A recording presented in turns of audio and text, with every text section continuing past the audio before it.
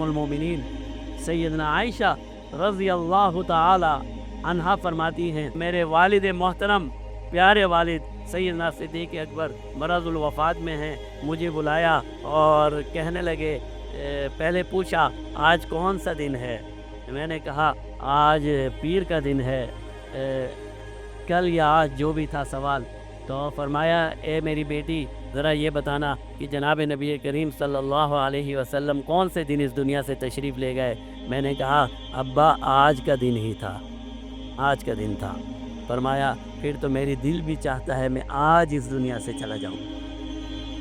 इतनी सुन्नत की इत्तिबा। और फिर फरमाया कि देखो मेरे जाने के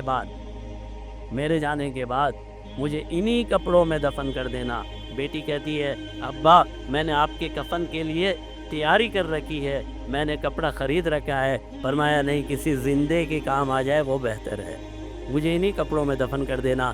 और फरमाया मेरे जाने के बाद मेरे घर में देखना फ़लाँ चीज़ बैतुल माल की, फ़लाँ चीज़ मेरी है, इसके अलावा जो मिले वो बैतुल माल को वापस कर देना।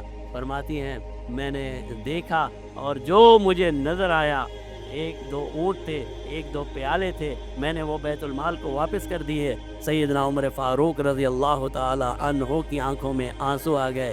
फरमाने लगे, ए अबू बकर तूने ज़िंदगी तो जो गुजारी, लेकिन दुनिया से जाने के बाद तूने इतना सख्त निज़ाम कायम कर दिया है कि आने वाले हुक्मरान के लिए पूरा करना ही मुश्किल हो जाएगा।